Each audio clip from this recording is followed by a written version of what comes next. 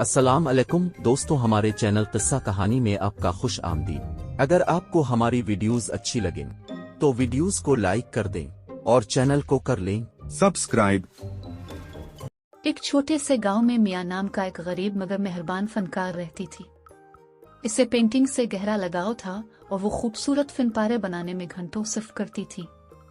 تاہم میاں کی زندگی ایک جدوجہد تھی، کیونکہ اس کے پاس کھانے کے لیے کافی نہیں تھا۔ ایک دن جنگل میں چہل قدمی کرتے ہوئے میاں کو ایک چمکتی ہوئی ندی کے پاس پڑے ایک جادوئی پینٹ برش سے ٹھوکر لگی۔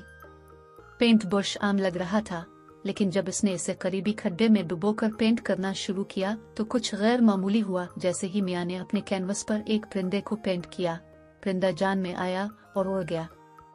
حیران اور متجسس اس نے پھلوں کی ایک ٹوکری پینٹ کی اور وہ اس کے سامنے نمودار ہوئے۔ پینٹ برش میں یہ طاقت تھی کہ وہ جو بھی پینٹ کرتی تھی اسے زندہ کر دیتی۔ میاں نے اپنے گاؤں کی مدد کے لیے اس جادوئی پینٹ برش کو استعمال کرنے کا فیصلہ کیا۔ اس نے سنہری فصلوں کے کھیتوں کو پینٹ کیا اور گاؤں کے لوگ پھر کبھی بھوکے نہیں سوئے۔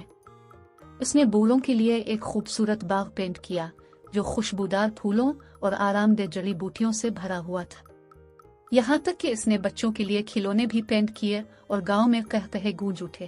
میاں کے جادوئی پینٹ برش کی بات دور دور تک پھیل گئی۔ دور دراز سے لوگ معجزاتی تخلیقات دیکھنے آتے تھے۔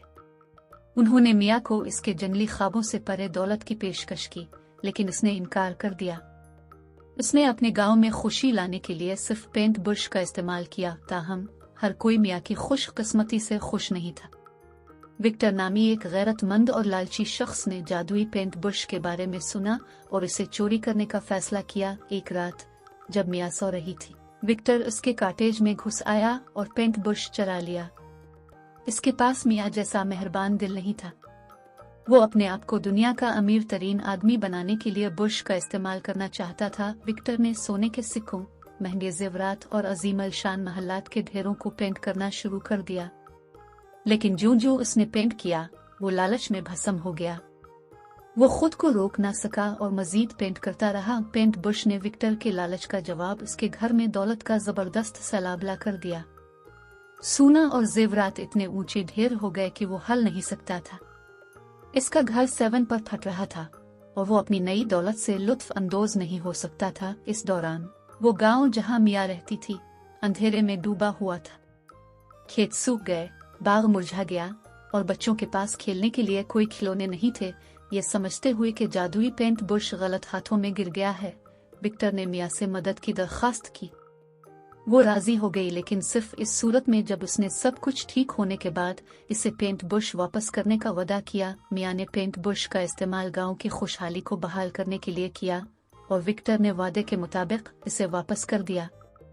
اس نے لالچ کے نتائج کے بارے میں ایک قیمتی سبق سیکھا تھا۔ میاں نے اپنے گاؤں کے فائدے کے لیے جادوئی پینٹ برش کا استعمال جاری رکھا اور سب کو یہ سکھایا کہ حقیقی خوشی دوسروں کی مدد کرنے اور بانٹنے سے حاصل ہوتی ہے۔